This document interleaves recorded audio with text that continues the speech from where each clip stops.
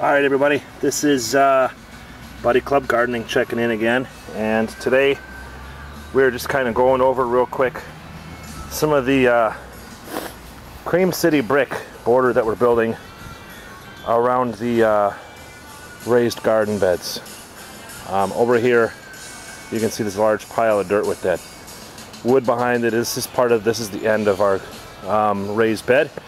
Over here is excess dirt. I didn't know what else to do with it, so I'm actually going to build another little planter that's going to kind of come in and sort of do a semicircle. I'll raise that up with some fieldstone or something that I found. I don't know, found all kinds of stuff this year, so we're going to use a whole lot of it. Anyway, the raised bed's coming along well, and this year I'm going to put this brick path in the front of it so that I can put all of our pots on it. This is going to contain peppers in those pots and herbs and stuff like that. So I'm just going to show kind of the steps in doing this. This is Cream City brick, so it's got a whole lot of irregularities to it, and it really isn't ideal for making a patio or anything like that. It will suck in a whole lot of the moisture from rain and then eventually snow, and then we'll get freeze-thaw cycles, which will make them start to kind of peel out on themselves or crack and break. This is really an actual paver block here, but those are 40 cents a piece or 39 cents, something like that, at the local big box. And these Cream City brick, which I believe look a whole lot better, although not nearly as durable, were absolutely free. So this isn't a completely temporary bed that we have here, so this Cream City brick is going to be the ultimate answer for us right now. So you can kind of see that I have some plastic PVC pipe down. That right there is what would be a 1/2 inch Schedule 40, just some real inexpensive plastic pipe. It doesn't even have to be rated for potable water. I'm just using it basically as a guide so that I have a 1/2 inch bed of sand. I'll show you how I do that in just a moment.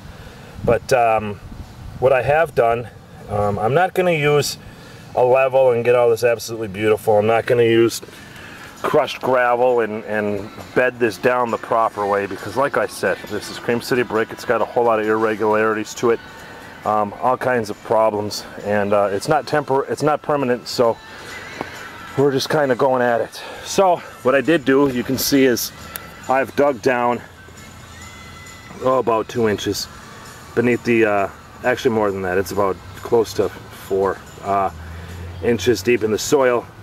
I compacted it just with a hand tamper. This one is actually made. This bad boy weighs a lot. It's got to be 50 pounds. It wears on you pretty well. Anyhow, I've compacted the dirt down, and then I'm going to throw sand into it, and I'm going to screed it across. It's going to be pretty simple, actually. I'll show you real fast what I would do.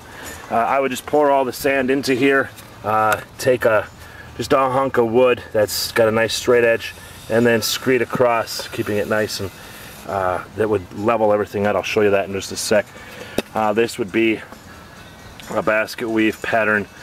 If you'd like, I can certainly show you how to do that. If anybody out there wants to learn how to do that, lay out a specific pattern, please just put it right down below down there in the comment box, and as always, I would be more than happy to either type you a message or shoot you off a real fast video.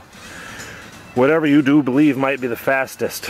So with that, let me get set up, and I will throw some sand in here, and then I'll show you how I'm kind of throwing in a bed. Just a real quick ribbon of this block. All right, so here we are so far. Obviously I have a ways to go. It's going to be straight here, and then this, where you see this triangle or this pie wedge, that's where this block is going to go, so that we can see a clear definition. It's going to hopefully take a pretty neat looking effect to it. So we'll explain that. I'm going to get some of it set up, and then I'll show you what I'm doing. Alright, so we have the sand down now, and the pipes have been buried by the sand from screeding it off. You can see everything is nice and level, but when you pull up your pipe, you're going to have that void which is left from pulling up the pipe. All I'm doing is taking just a handful of sand, gently tossing it out into the hole, and then I will use a real inexpensive flooring trowel. This one's notched and it's got a flat side. Don't use the notched side, use the flat side, and just scrape it out and you're good.